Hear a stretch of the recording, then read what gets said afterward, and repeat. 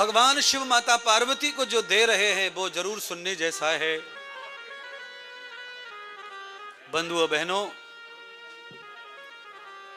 माता पार्वती को भगवान शिव ने कहा कि मेरी जीवन का जो अनुभव है वो यह है कि बिना हरि बिना परमात्मा के सृष्टि सपने के समान है देवी। इसलिए प्रभु सुमरण करो, प्रभु ध्यान करो। और दूसरा सूत्र भगवान शिव ने कहा कि जिन कानों ने कथा नहीं सुनी वो कान गड्ढे हैं। सांप का जो विट होता है, चूहे का जो विट होता है, ऐसी उपमा कानों को प्राप्त है बिना कथा श्रवण किए। हरि कथा कानों में ना पड़े तो ये कान सांप के रहने का घर समान है, इनका कोई मूल्य नहीं, कोई वैल्यू नहीं है। तो पार्वती माता ने दोनों बातों को गांठ मार के धर लिया। हरि चिंतन पार्वती कर रही हैं और प्रभु की कथा श्रवण करने के लिए व्रत आदि करके निराहार होकर आलस्य प्रमाद त्याग कर कथा श्रवण करने के लिए अखंड बैठ गई हैं। देवतिष्ठम यथा व्यासम, भगवान शंकर ही महाव्यास हैं। पार्वती के लिए पार्वती ने प्रश्न किया, प्रभु आपने जो कहा वो सब विश्वासपूर्ण मैं ग्रहण कर रही हूं, पर मैं जानना चाहती हूं कि परम ब्रह्म परमात्मा श्री नारायण मानव रूप में आए तो उन्होंने अयोध्या के राजा दशरथ और कौशल्या को ही चुना क्यों? क्या कौशल्या जैसे कोई और नर नहीं थे, कोई और नारी नहीं थी तो धरती पर? उन्होंने राजा दशरथ को ही पिता का स्थान क्यों दिया और कौशल्या को मां का? यह लीला क्यों की, यह मैं जानना चाहता हूं। तो भगवान शंकर कहने लगे, रस्तम कारणम विभूषितम सर्वः। देवी, भगवान के मानव रूप में अवतार लेने के अनेक कारण हैं। कोई एक कारण नहीं है कि वो कौशल्या और दशरथ के लिए आए। भवन सर्वे कारणाः मूलस्य कृतः। भगवान एक निमित्त से नहीं प्रकट होते, अनेक निमित्त बनाकर भगवान प्रकट होते हैं। तो कहा मुझे तो जानना है कि भगवान के कौन कौन कारण हैं जिनके कारण परमात्मा ने ये लीला की, ये कारण क्रिया की। कल आप कथा सुन रहे थे तो कारण का भजन आया था।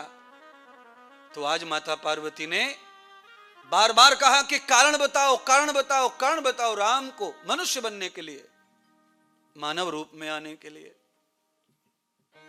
तब भगवान शिव माता पार्वती को राम जन्म की अनेक कथाएं श्रवण कराते हैं। तो पहली कथा भगवान शिव कहते हैं, देवी भगवान बैकुंठ में निवास करते माता लक्ष्मी के साथ में बैकुंठ के उस क्षीर सागर में विचरण कर रहे थे। उसी समय भगवान नारायण के मानस पुत्र सनत कुमार भ्रमण करते करते वैकुंठ की ओर बढ़े और पिताश्री माताश्री के चरण वंदन कर लें, यह भाव पैदा हुआ और वैकुंठ पहुंचे। लावस्य कृत्वाम तावते यथानाम मनोरूपम तद दर्शनाय। मन में यह भाव पैदा हो गया कि यहां से जा ही रहे हैं तो क्यों न दर्शन कर लिया जाए पिता माता का, भगवान लक्ष्मी नारायण का। अपना घर है, अपने संबंध अच्छे हैं, कभी भी जाएंगे दर्शन मिल जाएगा। ये अज्ञान सनत कुमारों में भी था। कभी कभी ऐसे सब लोग सोच लेते हैं कि वो तो हमारा परिचय बहुत है, जब चाहे तब दर्शन मिलेगा। पर आपको जब चाहे तब दर्शन मिल सकता है, पर जिनके आप दर्शन चाहते हैं उनकी परिस्थिति उस समय क्या है, वह भक्त को भी सोचना चाहिए। इसीलिए चाहे जितना परिचय हो महात्मा साधु भगवान मंदिर से पुजारी से, पर समय पर ही दर्शन को जाना चाहिए। सनत कुमार अपना अधिकार मान करके दर्शन के लिए निकल पड़े और पहुंचे। दरवाजे पर भगवान लक्ष्मी नारायण ने द्वारपाल खड़े किए हुए थे। नाम जय विजय है कथा में। दोनों ही सगे भ्राता थे, जुड़वा। भगवान के परम आज्ञाकारी, भगवान ने विश्वास पात्रों को रखा था दरवाजे पर, और भगवान ने यह कहा था कि हमारी अनुमति के बगैर कोई गृह प्रवेश न कर सके, इसका ध्यान रखा जाए। लक्ष्मी के साथ मैं विचरण कर रहा हूं। सनत कुमारों को देखा, द्वारपालों ने प्रणाम भी किया, ऋषियों को, तपस्वियों को, ब्रह्मचारियों को सम्मान दिया, पर रास्ता रोक लिया। वाधस्त कारणम तथा भूयंत पाप। तो क्या पाप हो गया संतों का रास्ता रोकना? तो भगवान शिव कहते हैं पाप तो नहीं हुआ पार्वती, पर जिनको अपने कुछ होने का अहंकार हो जाता है वो हर बात को पाप मानकर उल्टा सीधा अर्थ निकालते हैं। सनत कुमार तो महान भी थे, तपस्वी थे, ब्रह्मचारी थे, पर अहम उनको भी था। किस बात का? ब्रह्म के पुत्र होने का और ब्रह्मचारी होने का। सनत कुमारों के बारे में कहा है कि धरती सूरज चांद जब तक रहेंगे वो रहेंगे, अजय हैं वो, हनुमान जी की तरह। तो उनका अहम जायज है, पर भगवान कहते हैं ना, जायज तब भी नहीं है, क्योंकि सूर्य चंद्रमा के साथ भी जिनको जीने का अधिकार मिला है, अहम नहीं चाहिए। क्यों? अहम का भाव भगवान के मिलने में बाधा पैदा करता है, और देखो पैदा कर दी बाधा। अगर ये भाव ना होता अहम का, मैं भी हूं और दर्शन करूंगा, मुझे रोकेगा कौन?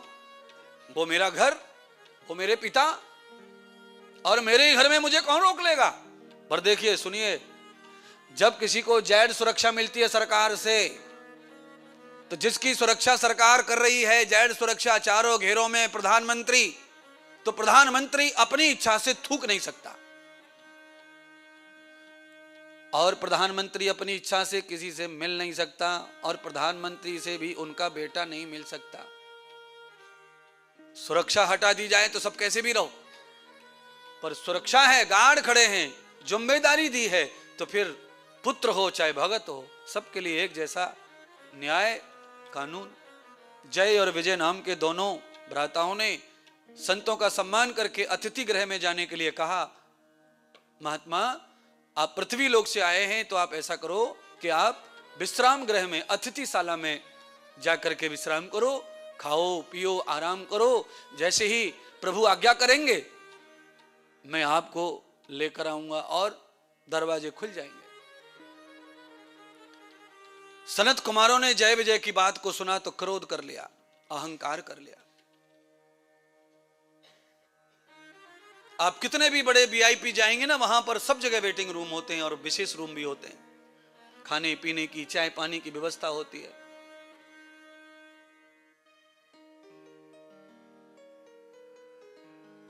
और ये जरूरी है, ये व्यवस्था करना। भगवान शंकर ने कहा, पार्वती, सनत कुमार महान और तपस्वी होने के बाद भी क्रोध पर काबू नहीं कर पाए और क्रोध कर लिया, बात को उल्टा लगा लिया। कैसे लगा लिया उल्टा? सनत कुमारों के मन में यह बात बैठ गई कि इन दोनों ने नौकर होके हमारा अपमान किया है, ये नौकर हैं हमारे, और हमारा अपमान हमें रोका है।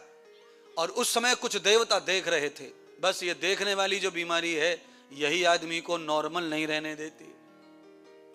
इसीलिए कुछ लोग क्या बोलते हैं, सुनिए, कुछ लोग बोलते हैं कि हमें अकेले में पीट लो, पर किसी के सामने मत बोलो, किसी के सामने मत बोलो। क्यों ना बोले किसी के सामने? भाई क्या फर्क पड़ता है? अगर हमने कुछ गलत कर दिया है तो किसी के सामने बोलने से ही अच्छा होगा।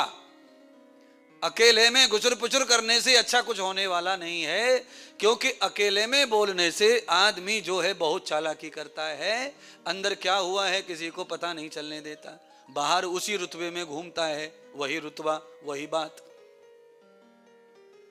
कुछ बात है जो गुप्त होनी चाहिए,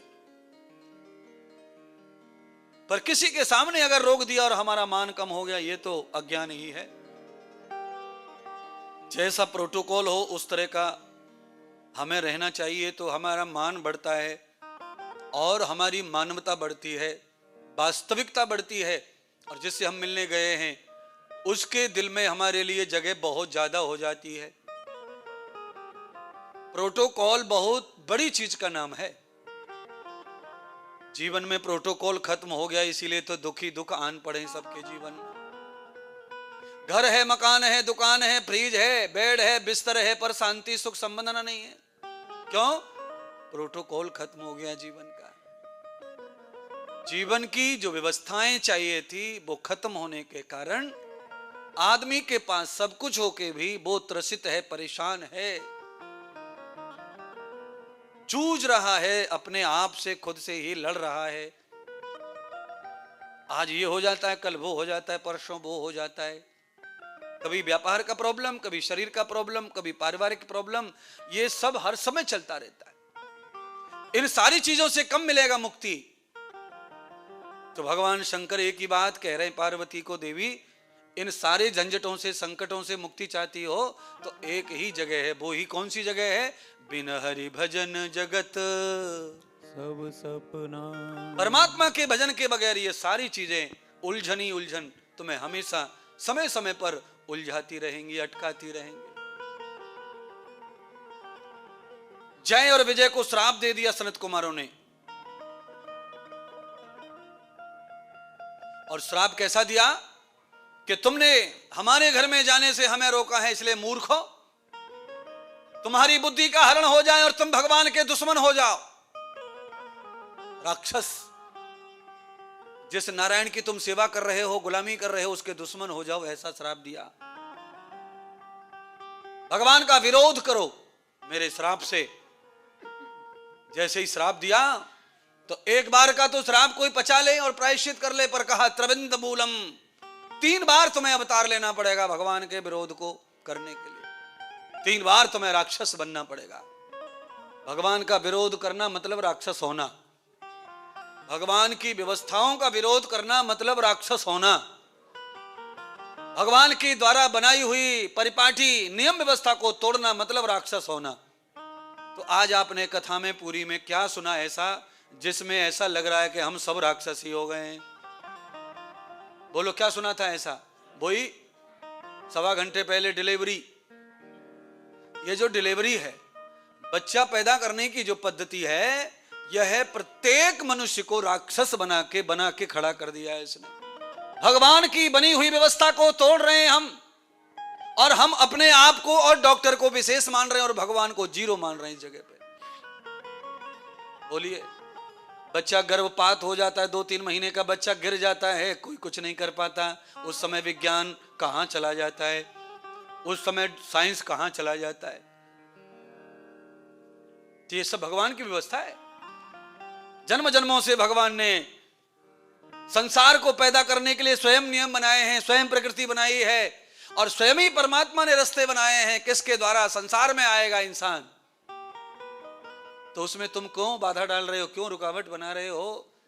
थोड़ी सी दर्द पीड़ा को सहन नहीं करते हो और अपने शरीर के अंग भंग सब कटवा डालते हो। यही सबसे बड़ा राक्षसपन है, यही सबसे बड़ा दैत्यपन है। क्यों? क्योंकि ममता 50% खत्म हो जाती है मां की, ये ध्यान रखो। अगर आप बिना पीड़ा के, बिना दर्द के गैर होश होकर बच्चा जन्म दे देती हैं तो आपकी ममता आधी हो जाती है। फिर आपकी जब ममता आधी हो जाती है तो आप क्या हो जाते हैं? हिंसक हो जाते हैं। हिंसक हो जाते हैं तो क्या करते हैं? आप 2.5 साल के बच्चे को डाला टम्पू में और भेज दिया स्कूल। बच्चा 2.5 साल का हुआ है और बैग लटकाया, बोतल लटकाई, चूसना लटकाया, सूसना लटकाया और दिया ठूस के, ले जाओ बस, ले जाओ बस। कहां गया बच्चा? कहां गया बच्चा? कहा अभी पढ़ने के लिए बच्चे को आदत डाल रहे हैं, स्कूल की आदत। प्ले ग्राउंड में डाल दिया, प्ले स्कूल में डाल दिया, फिर नर्सरी में जाता है, फिर LKG, UKG, फलानी KG, ढिकानी, पता नहीं कितनी बार KG लगाना पड़ता है अब तो है। पुराने जमाने में खाली एक ही कक्षा से शुरू होता था और आकर के 15 पे खत्म हो जाता था। अब तो 15 के बाद 16, 17, 18, 21, 22, 25, 26, 28, 29, 30, 100 तक पढ़ाई कर लो। इतनी डिग्री, 3-3 महीने के कोर्स ले लो, सारी जगत की सब पढ़ाई होगी। मतलब पीएचडी करके भी और कोर्स और कोर्स और कोर्स और कागज और कागज और डुप्लीकेट। अरे क्या करोगे पढ़ पढ़ के कोठन्ना पोथन्ना है। जितनी डिग्री तुम्हारे अलमारी में रखी हैं वो रखी हैं, कोई काम नहीं आ रही हैं हैं। अच्छा बोलो, तुम सब लोग जॉब पे जाते हो तो अलग से ट्रेनिंग करनी पड़ती है कि नहीं? बोलो, बस सर्टिफिकेट दिखा दिया, नौकरी लग गई, अब जॉब करना शुरू हो गया, ट्रेनिंग करो। अबे सीखना ही है, ट्रेनिंग ही करनी है, तो काय को ऐसी तैसी दिमाग की करानी। हंसते मुस्कुराते पढ़ते पढ़ाते चकाचक रहो। और आदमी इतना पगला गया है कि बच्चों को राक्षस बना दिया पढ़ने के लिए। रात भर पढ़ाई, दिन भर पढ़ाई, सुबह पढ़ाई, शाम को पढ़ाई, दोपहर को पढ़ाई। बच्चे इतने टेंशन में आ गए कि पूछो मत महाराज। पढ़ाई बोलो क्यों? क्योंकि घर पे तो पढ़ाई, मम्मी पढ़ाई, पापा आया पढ़ाई। अच्छा पढ़ो पढ़ो। आज मामा आया है भारत से मिलने के लिए, भांजे से न्यूजीलैंड में, आते मामा भी पढ़ो पढ़ो। अरे हराम जादो मामा, कम से कम 2-4 दिन आया है, गोद में ले, कुछ क्रिकेट खेल, वॉलीबॉल खेल, है पढ़ो पढ़ो। तो बच्चे जब घर पे पढ़ने में बिजी रहते हैं तो फिर कथा में खेलते कूदते बेचारे। घर पे तो टाइम मम्मी दे दी नहीं खेलने का। इसीलिए पुराने जमाने में कितना बढ़िया स्वास्थ्य था। पढ़ाई के समय पढ़ाई और खेलने के समय खेलना। हाँ, अब खेलना कूदना बंद हो गया है। अब खेलने भी जाना है तो टीचर के पास ही जाना है। हमारा बच्चा फलाना खेल खेल रहा है। क्या खेल रहा है? का कोचिंग गया है, क्रिकेट की कोचिंग। बोलो, गेंद बल्ला, हॉकी बल्ला के लिए कोचिंग की जरूरत भारत में आज तक नहीं पड़ी महाराज। हाँ, बड़ी समस्या पैदा हो गई है। स्वास्थ्य को प्रसन्न रखो। बच्चों को 3 घंटे 24 घंटे में हंसाओ। कितना हंसाओ? 3 घंटे। अब बताओ 1.5 साल का 2 साल का बच्चा सीरियस मूड में रहता है।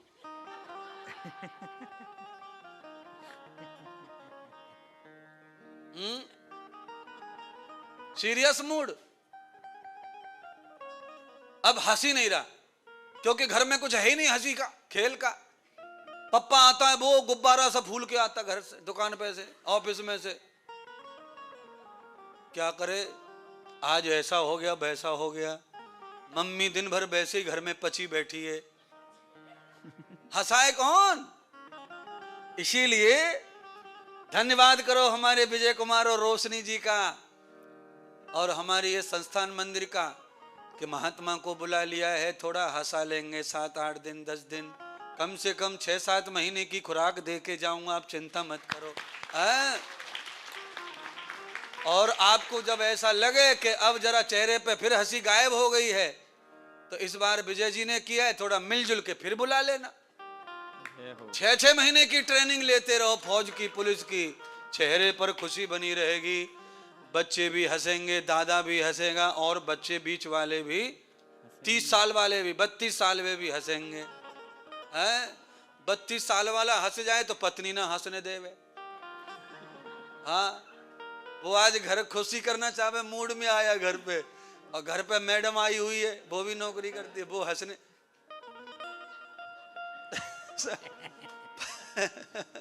पति खुश रहना चाहता है, घर आया है तो थोड़ा मूड अच्छा हो, तो पत्नी को कुछ और ही लग रहा। आज बड़े हंस रहे हो, आज बड़े खुश हो, आज बड़े खुश हो, आज ऐसा क्या मिल गया, ऐसा क्या? अब बताओ क्या मिल गया? अरे भाई, हमने जो सौगंधे खाई है, फेरे लिए अग्नि के साथ कि जिएंगे जब तक हंसेंगे, बोलेंगे, एक दूसरे को देखेंगे तो चेहरा प्रसन्न कर लेंगे, पर ऐसा हो नहीं रहा है। अब तो अलग अलग हो जाए शाम को सुबह, तब थोड़ा खुशी सी मिलती है। एक जगह हो गए तो झटका सा लगे। आदमी यही सोचता रहता है कि हम अकेले कब हों।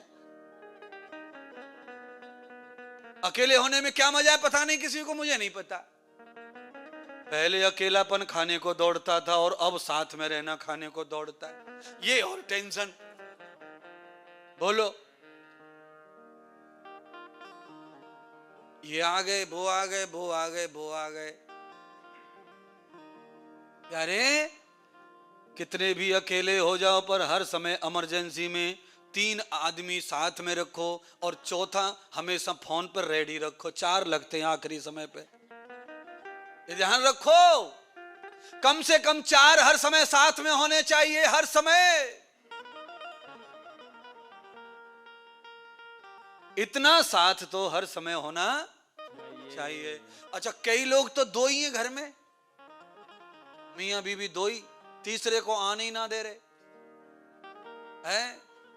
सास फोन कर रही है भारत से, बिहार की है ना, तो बिहार के लोगों को 8-10 लगातार होना, तो फोन कर रही है, लल्लू कब होएगा, मैं कब पोते का मुंह देखूंगी, 14 साल हो गए, कब होएगा।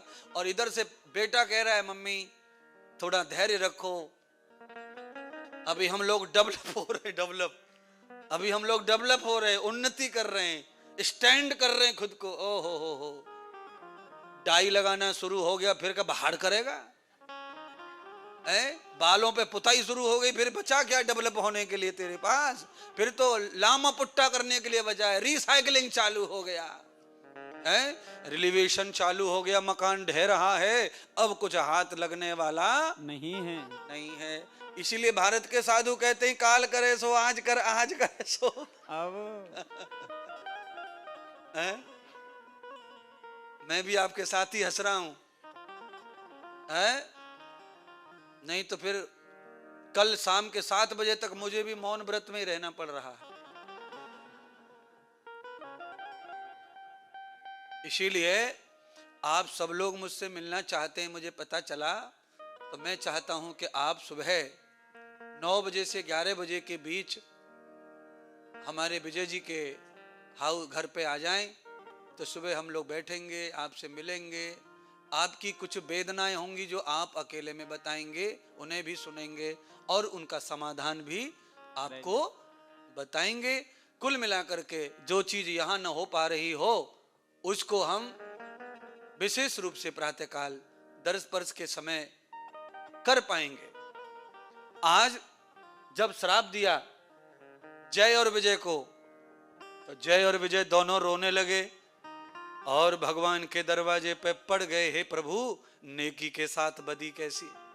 हम तो आपकी आज्ञा सेवा कर रहे हैं और आपके सेवकों को अगर ऐसे श्राप लगेगा तो आपकी कौन सेवा करेगा। लक्ष्मी नारायण दोनों निकल के बाहर आए, देखा दरवाजे पर संत खड़े, ब्रह्मचारी खड़े। तो संत और ब्रह्मचारी तपस्वी की कितनी स्थान ऊंचा है भगवान की नजर में, ये कथा से समझ लो।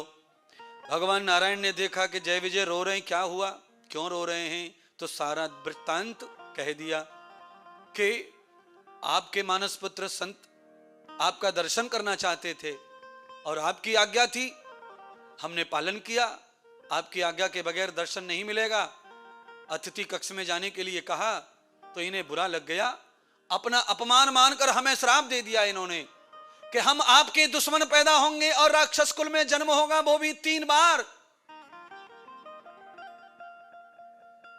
अब ऐसे ही आपकी सेवा से राक्षस बनना पड़े तो कौन आपकी सेवा करेगा, हे लक्ष्मी नारायण, अब आप ही बताओ। तब भगवान कहने लगे, हे जय विजय, संत की वाणी को मैं झूठा नहीं कर सकता, चाहे तुम्हें कितना भी दुख भोगना पड़े, तुम मेरे भक्त हो, पर तुम्हारी सेवा का भी फल मैं तुम्हें दूंगा। जब जब तुम राक्षस कुल में जन्म लोगे तब तब मैं अवतार धरती पर लेकर आऊंगा और तुम्हें मुक्त कर दूंगा राक्षस कुल से, तुम्हें पुनः पुनः मैं देवलोक में भेजूंगा। 3 बार जन्म हुआ है जय विजय का। पहला जन्म उन दोनों का एक साथ ही हुआ, जुड़वा, और वो जन्म कौन सा है, हिरणाक्ष और हिरण्यकश्यप ऋषि के घर में पैदा हुए। पत्नी की अज्ञानता के कारण राक्षसों का जन्म हुआ। अर्थात कथा इस तरह भी आप समझ लें कि पति चाहे जितना दुष्ट हो औलाद फिर भी श्रेष्ठ हो सकती है, पर माता श्रेष्ठ होनी चाहिए। अगर मां उत्तम है तो औलाद उत्तम ही होगी। ये राक्षस के घर में राक्षस पैदा हुआ, ये बहुत कम है। ऋषि के घर में राक्षस पैदा हुआ, यह भी बहुत कम है। पर कहते हैं माता दिति असंयमित हो गई काम वासना में, और जिस समय ऋषि सूर्य अस्त के समय संध्या करने बैठे, तब ही वासना की इच्छा लेकर पहुंची। ऋषि को मजबूर किया, और मजबूर करके जब नियम धर्म का पालन नहीं किया तो राक्षस संतान का जन्म हुआ। तो आप समझ लें, हमारे जीवन में हमारे ही संयम धर्म और हमारे संयम धर्म के साथ हमारी वासना की भूख हमारी औलाद को किस तरह पैदा कर सकती है और कैसा अच्छा या बुरा बना सकती है। इसीलिए अच्छी औलाद के लिए सदाचार जरूरी है, संयम जरूरी है, सद्विचार, सद्भाव और तप, जप, सत्संग और समय, ये सब जरूरी है। जनवरी के महीने में कोई अगर गेहूं बो दे तो गेहूं होता नहीं है। जनवरी के महीने में गेहूं बोने से गेहूं की फसल आती नहीं है। जनवरी के महीने में अगर कपास बो दी जाए तो कपास भी नहीं आती है। इसीलिए जिस फसल को उत्तम तरीके से आप चाहते हो तो उसके लिए उत्तम समय ही चाहिए। जब वासना आई, जब मन आया, भोग कर लिया और उसके परिणाम में बच्चा पैदा हो गया, वो बच्चा ही राक्षस कहलाएगा। वो तुम्हारे कल्याण करने वाला पैदा हो सकता नहीं है। क्यों? अनचाही औलाद है ये, अनचाही औलाद। और खेत में जो अपने आप जो पैदा हो जाता है घास फूस, वो अनचाहा होता है, वो फसल को भी होने नहीं देता है। इसीलिए वासना के अंध होकर के जो व्यक्ति जीवन जीते हैं, पति पत्नी आपस में मिलन करते हैं और परिणाम है कि वो मां बन गई, वो पिता बन गया, ये अनचाही औलाद है। चाहत से औलाद पैदा करो। 1 साल पहले बच्चे के बारे में सोचो और 6 महीने से तपस्या करना प्रारंभ कर दो बच्चे के लिए। साधना करो शरीर की, अपने शरीर को साध कर इतना पवित्र कर लो कि चेहरे पर तेज आ जाए पत्नी के और पति के, क्रीम पाउडर लिपस्टिक ना लगानी पड़े। और फिर बच्चे का जन्म दो, फिर बच्चे का समय लाओ। एक अच्छे महात्मा सन्यासी ज्ञानू के पास जाओ, उनसे ज्ञान लो और फिर गर्भाधान संस्कार करो। जब संस्कार गर्भाधान होगा, गर्भाधान संस्कार जब होगा तो क्या पैदा होगा? फिर ये नहीं पैदा होगा जो खिचड़ी है, घास फूस है, बैंगन गाजर टमाटर हैं, ये पैदा नहीं होंगे। फिर क्या पैदा होगा? कुल की रक्षा करने वाला, माता पिता की सेवा करने वाला, बुढ़ापे में हलवा गाय का घी का देसी खिलाने वाला, बाम घुटने पे लगाने वाला, मम्मी को गोद में सुलाने वाला, अपनी ही गोद में पिता के प्राण निकालने वाला और उसे स्वर्ग पहुंचाने वाला, ऐसा बालक पैदा होगा। और जो मन चाहा ऐसा, और अनचाहे जो हो गया पता ही नहीं, वासना के अंध में, पागलपन में, वो कैसा होगा? पप्पा कहीं में मर गया पता ही नहीं है। फोन आया उसके 5 दिन के बाद, 10 दिन के बाद पहुंच रहा है पप्पा के पास। क्यों? बेटा कहां और पप्पा कहां? सब अलग थलग पड़ा है संसार। अरे तुमसे तो जानवर अच्छे हैं, कम से कम अपने परिवार के साथ रहते हैं, और तुम केवल धन की भूख में इधर उधर भटक रहे हो, कहां कहां, और कहते हो हम तो परिवार के लिए कर रहे हैं, परिवार के लिए कर रहे हैं, परिवार के लिए कर रहे हैं। क्या भाड़ कर रहे हो परिवार के लिए? मां तो रो रही है, कोई परिवार के लिए नहीं कर रहा है, अपनी उत्तेजना, अपनी बेग को पूरा करने के लिए कर रहे हैं सब कुछ। महाराज जय विजय को श्राप लग गया और जय और विजय ने ये अवतार लिया। एक कारण भगवान शंकर ने माता पार्वती को बताया, ये एक कारण है। आधार पुण्याम भवतेर सर्वम योगास सर्वम जातान उयुक्ताम। चलने दें केवल, ये तो कोई जाने का बोल नहीं रहा है। बोलो सियापति रामचंद्र भगवान की जय। 3 कारण कल बताऊंगा और जन्म कल रामलला का कल उत्सव। आप सब लोग ज्यादा से ज्यादा संख्या में आए जो नहीं आ पा रहे हैं उनको भी फोन करें, बुलाएं। ये मौका बार बार नहीं आएंगे। सब लोग अब शीघ्र अति शीघ्र आरती और फिर महाप्रसाद के साथ सभी विसर्जन करेंगे, अपने अपने घर की ओर प्रयाण करेंगे। बहुत बहुत धन्यवाद, आज आप सब लोग पधारे। आइए मुख्य यजमान विजय कुमार जी तथा सब रोशनी जी मंच पर आरती हेतु पधारने कष्ट करेंगे। सभी भक्तजन अपने अपने जगह पर आरती हेतु खड़े रहने का कष्ट करें। आप सभी से निवेदन करना चाहूंगा कि जो भक्तजन डोनेशन करना चाहते हैं वे ऑनलाइन फोन पे गूगल पे से डोनेशन कर सकते हैं और श्री राधा किशोरी सेवा धाम में जो चल रहे सत्कर्म है उन्हें आप मदद कर सकते हैं। और इंद्रदेव जी महाराज YouTube सर्च करके आप सभी प्रकार के प्रोग्राम देख सकते हैं। आइए आरती की ओर चलते हैं। आरती।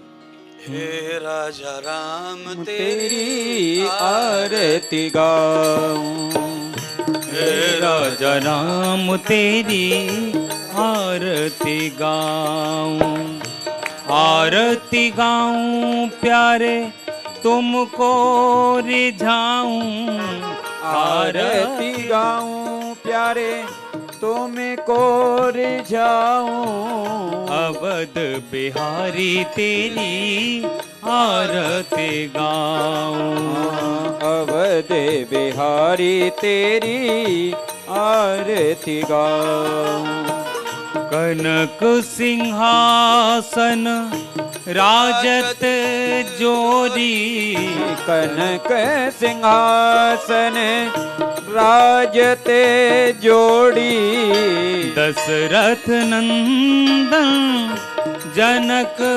किशोरी, दशरथ नंदन जनक किशोरी, युगल छवि को सदा निहारो, हे राजा राम तेरी आरती उतारो, बाम भाग सो वित जग जननी, बाम भाग सो बेत जग जननी, चरण विराजत है सुत अंजनी, चरण विराजत है सुत अंजनी, इन चरणों में जीवन बारो, हे राजा राम तेरी आरती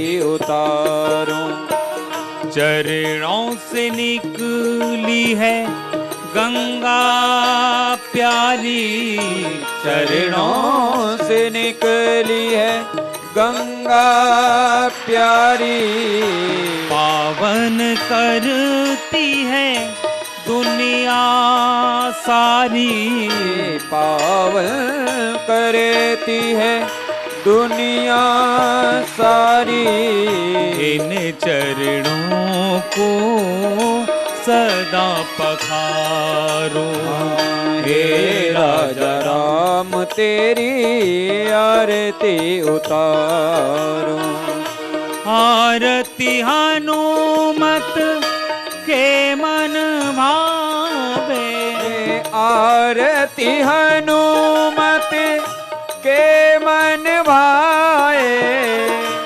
राम कथा नित शिव जी गावे, राम कथा नित शिव जी गाए, मैं सुने सुने निज जन्म सवारो, हे राजा राम तेरी आरती उतारो, अवध बिहारी तेरी आरती उतारो, अवध बिहारी तेरी आरती उतारो, यहो शांति अंतरिक्षम शांति पृथ्वी।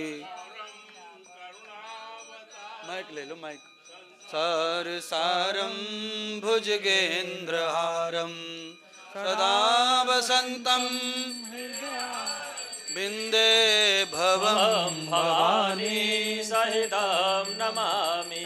मङ्गलं भगवान् विष्णु मङ्गलं गरुडध्वज मङ्गलं पुण्डरीकाक्षाय मङ्गलाय तनोहरे सर्वमङ्गलमाङ्गल्ये शिवे सर्वार्थसाधिके शरण्ये त्र्यम्बके गौरी नारायणी नमोस्तुते नारायणी नमोस्तुते नारायणी नमोस्तुते।